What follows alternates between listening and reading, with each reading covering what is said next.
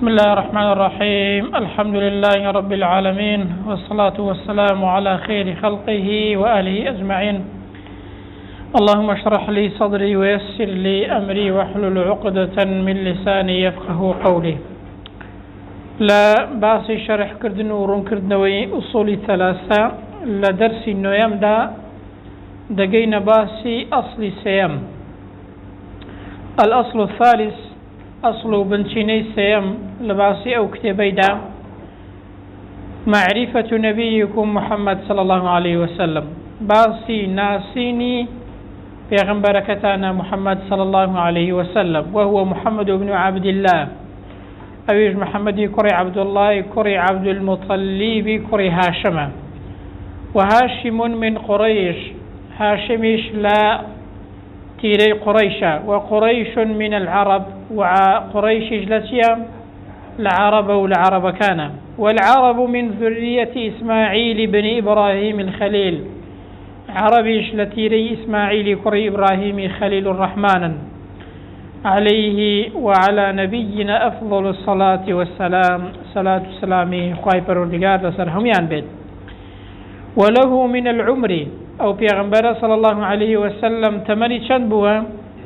63 سنة، 63 سال تمني بوا، منها لو 63 40 قبل النبوة. چند سال پیش پیغمبراتي بوا؟ چند سال؟ 40 سال پیش پیغمبراتي بوا، و23 نبيا رسولا، وهروها 13 صالشيان بپیغمبراتي پیغمبر صلى الله عليه وسلم برای کردوا. نبئ بإقرأ، هوالي بيدراوة بصورة إقرأ، آيات إقرأ باسم ربك الذي خلق، واتا بوت پیغمبر بوت نبي. وأرسل بالمدثر، وهروها بوت رسولش بويك آياتي ياخذ صورة مدثر وهاتوا يا أيها المدثر قم فأنذر، حتى كتاي أبوش بوتا نيدراو وبوتا رسول صلى الله عليه وسلم.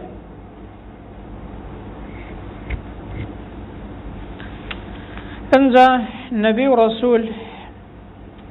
رسول بابلين عام ترو قورترا أويك بيامي بوهاتوا وشريعتك سر بخوي بوهاتوا وأمرشي بيكراوا بويكا رايب جينت وخلقي آقادار بكاتوا. وبلده مكة، شويني أو بيغمبرا كتيدا لدايق بو خلقي مكة بوا، وهاجر إلى المدينة، دواش كوشي كردو بو شاري مدينة. بعثه الله بالنذارة عن الشرك، ناردويتي خداي پروردگار بويك خلق آقادار كاتو إنذار كاد لسي لشرك، بيان بڵێت کە شیرێک چه خراپە و چه قەباحەتێک و تاوانێکی هەیە. ويدعو إلى التوحيد، خوای گەورە ئەو پێغەمبەرەی ناردووە کە بانگەواز بۆ چی بکات؟ بانگەواز بۆ تەوحید بکات. لەوانەیە بە پرسیار بێتەوە خوای گەورە پێغەمبەری ناردووە بەچی؟ بەوەی کە خەڵی ئینزار کات، ئاگادار کاتەوە لە شیرک و هەروەها بانگیان بکات بۆ یەکتاپەرستی. بەڵگەمان چییە؟ خوای گەورە دەفەرمێ یا ئەیها المدثر، ئەو کەسەی کە خۆت پێچاوەتەوە لە ناو جێگادا، کە یەکەم سوورەت بۆ پێغەمبەری هاتووە صلی الله عليه وسلم، لە دوای ئیقرا بریتی بووە لەو سوورەتە. ئەو کەسەی کە خۆت لە ناو جێگایدا پێچاوەتەوە، قم فأنذر، هەستە خەڵک ئاگادار بکەوە. وربك فكبر، هەستە پەروەردگارت بە گەورە بگرە. وثيابك فطهر، وهروها جلو برغو پوشاكت پاك رابقرا، ياخد دلو درونت پاك راقرا. والرجز فهجر، وهروها پشت لقناه تاوانو لبتو صنمك. ولا تمنن تستكثر، اگر شتێکی شت بەخشی چاوەڕوانی پاداشتی زۆر مەبە و منەدمەکە. ولربك فاصبر، ولبر خاتری خدای پەروەردگاری خۆت و لە پێناوی خوای پەروەردگارتدا ئارام بگرە، واتە لەو ناخۆشی و ناڕەحەتیەی کە دێتە ڕێت لە پێناوی خوای گەورەدا ئارام بگرە و ئارام بگەر بە. ومعنى قم فأنذر يعني شيء يعني ينذر عن الشرك ويدعو إلى التوحيد كذا الله هست خلق أقدارك يعني شيء يعني هست أقداريان كولا خرافي شرك وبانجيان كبولاي توحيد وربك فكبر هست پروردگاری خود يعني عظمه بالتوحيد بقوري بقربسي بويك يكتا پرز بلا پيناي خواهي پروردگار الدار وثيابك فطهر يعني طهر أعمالك عن الشرك هست كارو كردو كانت باكوا لشرك لا بتفرستيب والرجز فهجر الرجز يعني الأصنام لبتو صنما دربا وهجرها أدي لدربون وتركدن وهذلهنان يعني تركها والبراءة منها وأهلها يعني پشتیان تێکە پشت لە بتەکانکە لە پەرستنی غەیری خواکە و هەروەها لە ئەهلی شرک پشتیان تێکە و وازیان لێبێنە و بەڕائەتیان لێ دەرببڕە. أخذ على هذا 10 سنين جا پێغەمبەر لەسەر ئەواوە تا لەسەر ئەو بانگەوازەی کە بۆ تەوحیدی دەکرد و خەڵکی ئاگادار دەکردەوە لە خراپەی شیرک 10 ساڵان مایەوە يدعو إلى التوحيد بانگەوازی بۆ یەکتاپەرستی دەکرد ئەو پێغەمبەرە صلى الله عليه وسلم لە ناو مەککەیدا کە هەموو پێغەمبەران سەرەتا کە هاتوونە کوتویانە چی يا قوم اعبدوا الله ما لكم من إله غيره ئەی گەلەکەم پەروەردگارتان ئەڵڵا بە تاک و تەنهای بپەرستن چونکە بێجگە لەوی هیچ پەرستراوێکی دیکەی بە حەق نییە. یاخود دەفەرمێ وەلەقەد بەعەثنا في كل أمة رسولا سن بەخوا ئێمە لە ناو هەموو ئومەتێکدا پێغەمبەرێکمان نادووە. جا ئەو پێغەمبەرە چی بەو خەڵکە گوتووە ئەن اعبدوا الله واجتنبوا الطاغوت پەروەردگارتان بە تاک و تەنهایی بپەرستن و لە پەرستنی غەیرە خودای پەروەردگار دوورکەونەوە شوێن تاغوت و بێباوەڕەکان مەکەون ئەوانەی کە بەلاڕێتاندا دەبن و بەڕێی بێدینیتاندا دەبن. وبعد العشر عرج به إلى السماء ولدواي 10 ساڵیشەوە پێغەمبەر صلى الله عليه وسلم بەرز کرایەوە بۆ ئاسمانەکان کە پێی دەڵێن سەفەری ئیسرا و میعراج کە لە مەککەیەوە جوبرائیل دێت بانگی دەکات بوراقێکی بۆ دێنێت ئەو بوراقە لە گوێ درێژ گەورەترە و لە ئێستر تۆزێک بچووکتر بووە لە ئەندازەی 1 چاو تروکاندا ئەوەندەی کە چاو حکم دەکات چەند حکم دەکات چەند دەبینی ئەوەندەی بڕێوە هێندە سەریع بووە. جا پێغەمبەر صلى الله عليه وسلم سواری بووە بە هاوڕێتی جوبرائیل لە بەیت المەقدیس لە مەککەیەوە چۆتە بەیت المەقدیس کە 1 مانگەڕەیە لەوێوە نوێژ و پێشنوێژی بۆ پێغەمبەران کردووە و لەگەڵ جوبرائیل بە فەرمانی خۆی پەروەردگار خۆی گەورە دعوەتی کردووە و چۆتە ئاسمانەکان و بەرز کراوەتەوە لە دوای 10 ساڵیدا. جا لەوێدا خۆی پەروەردگار قسەی لەگەڵ دەکا کە دیارە نەیبینیەوە وەکو بینین بەڵام تا شوێنێک ڕۆیشتووە کە جوبرائیلیش لەوێوە نەیتوانیوە با بڵێن تا ئەوەیە خۆت زیاتر بڕوات چۆتە ئەوێ و قسەی لەگەڵ خۆی پەروەردگار کردووە و لەوێشدا وفرضت عليه الصلوات الخمس لەوێدا خۆی پەروەردگار ئەو 5 نوێژانەی لەسەر فەرز دەکاواتە لەسەر خۆی و لەسەر ئومەتەکەی کە یەکەم جار 50 نوێژ بووە بەڵام دوایی موسا پێغەمبەر فەرمووی ئەوانە زۆرن پێیان ئەنجام نادرێت ئومەتەکەت هەڕوو با خۆی گەورە بۆت کەم کاتەوە چەند جارێک دەچێتەوە خزمەتی خۆی گەورە تاوەکو بۆی دەکاتەوە 5 لە پاداشدا 50 نوێژە بەڵام لە ئەنجامداندا 5 نوێژە و لەو سەفەرەی پێغەمبەردا صلی الله عليه وسلم لەسەر ئومەتی پێغەمبەری ئەو 5 نوێژانە فرض کراوە. وصلى في مكة 3 سنين لدواي أو 10 ساڵانە 3 ساڵی دیکەش مایەوە 3 ساڵی دیکەش مایەوە ئەوە 13 ساڵ انجا لدواي أو 13 ساڵانە وبعدها أمر بالهجرة إلى المدينة پێغەمبەر صلى الله عليه وسلم فەرمانی پێکرا کە چ بکات هجرت کات لە مەککەیەوە بۆ مەدینە. والهجرة ئەدی هجرت چییە؟ هجرت يعني الانتقال من بلد الشرك إلى بلد الإسلام يعني شي يعني گواستنەوە لە وڵاتێک کە خراپە و خراپەکاری و شرک و بتپەرستی و تاوان و گوناهی لێیە بۆ وڵاتێک کە گوناه و تاوان و شیرک و خراپەی لێ نییە.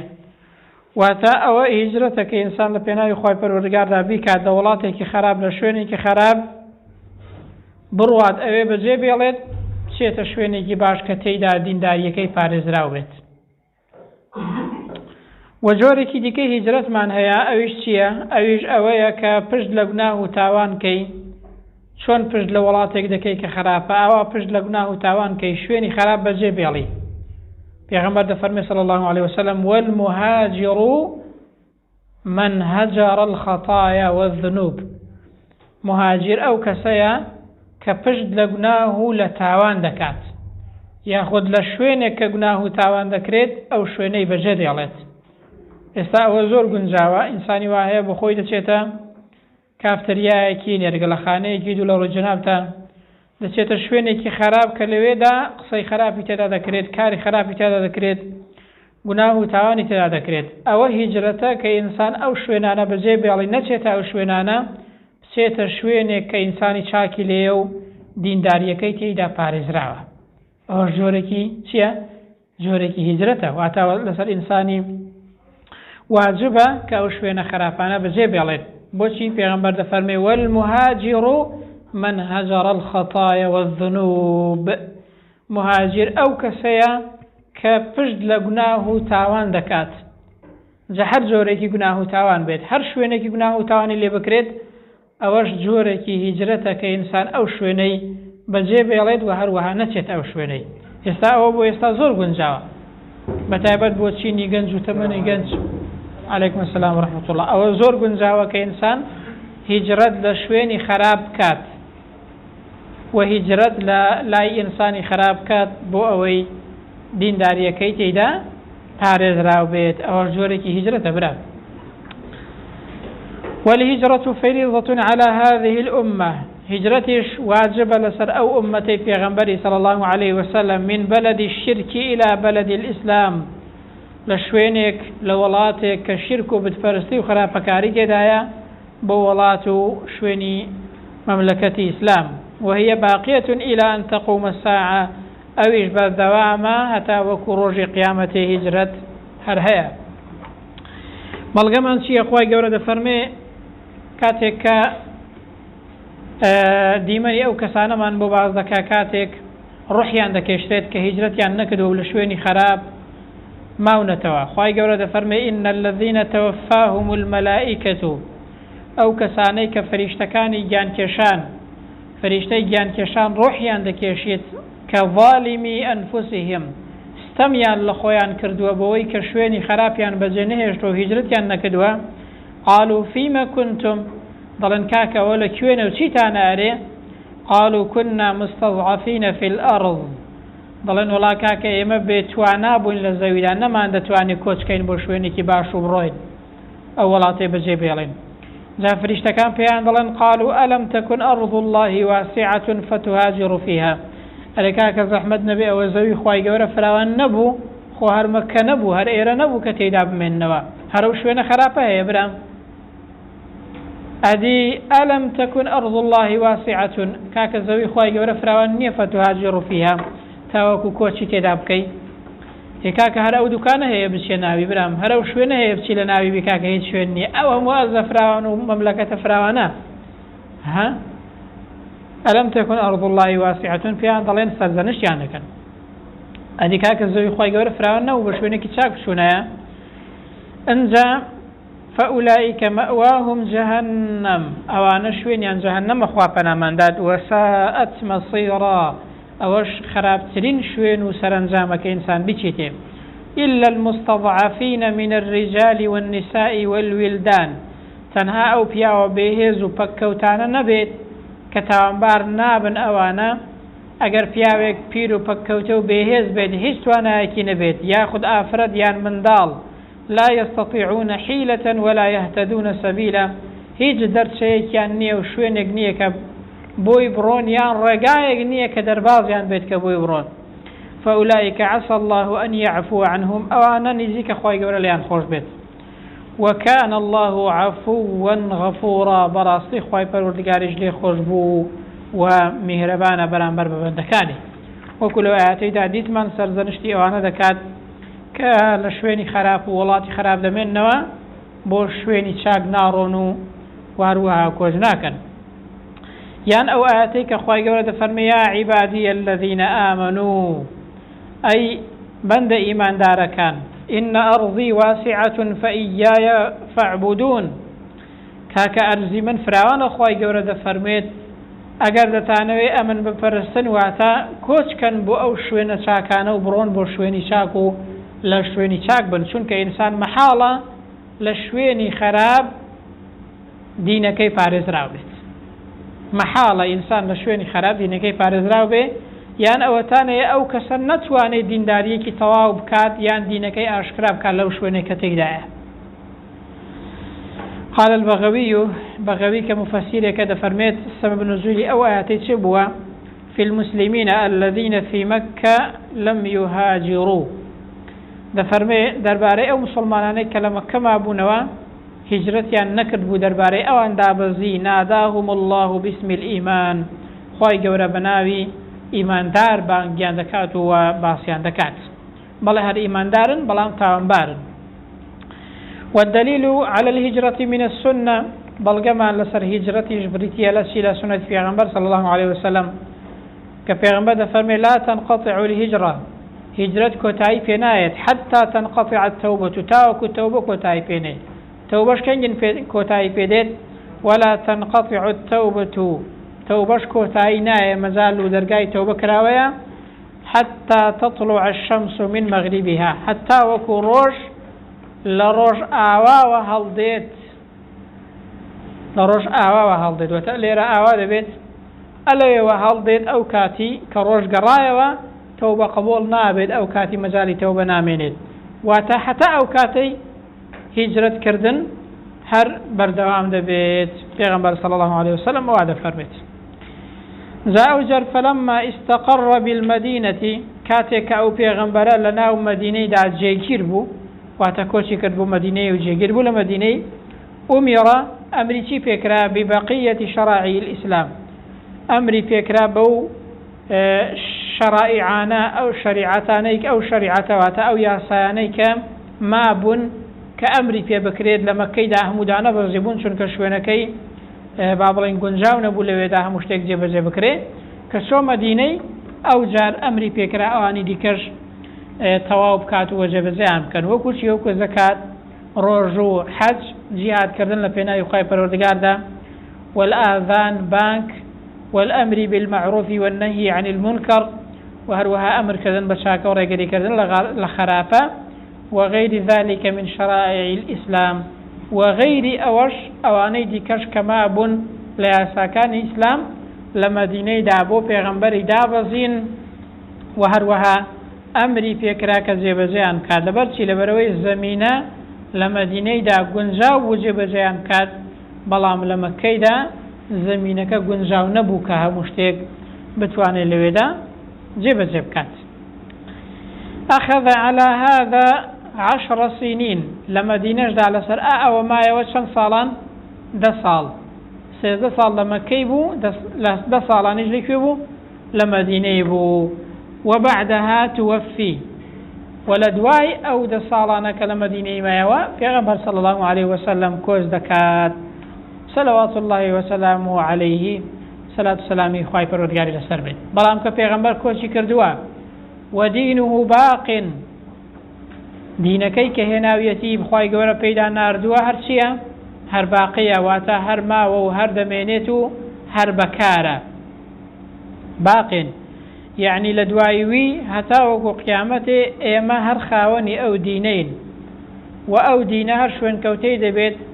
واو دين نسخبونوي نية وكو دين كان دي كشون كيش پیغمبر دي كنايت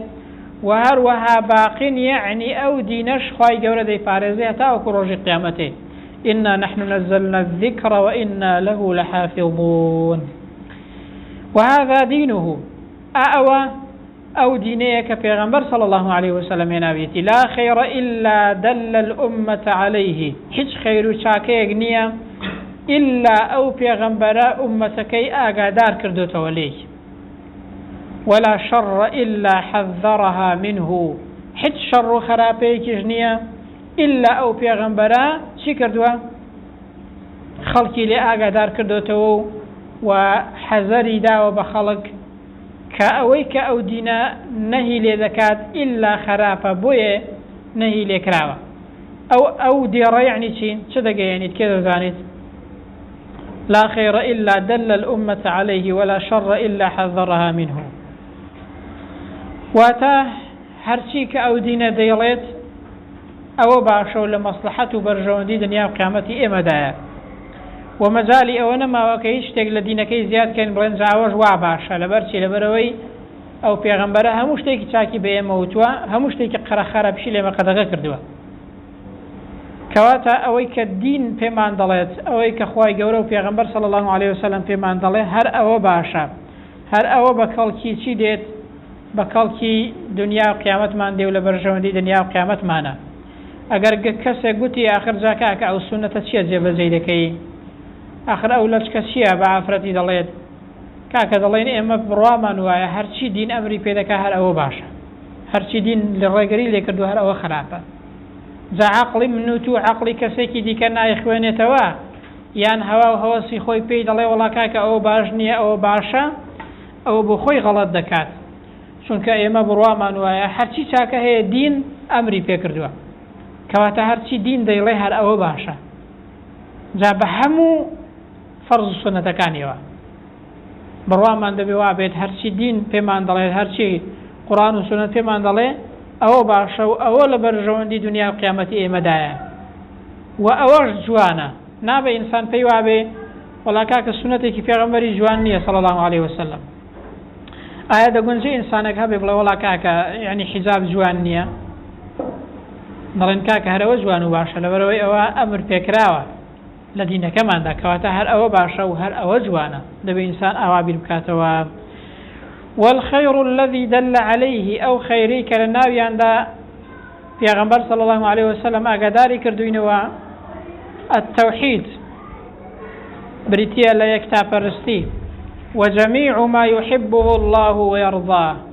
وكوي او شتاني كخواي گورا خوشي دوين وليان راضيه او هموي خيره هاشتك خواي گورا بي خوش بيلي راضي بي وشيا خيره وتشاكي ابو ايما والشر الذي حذر منه الشرك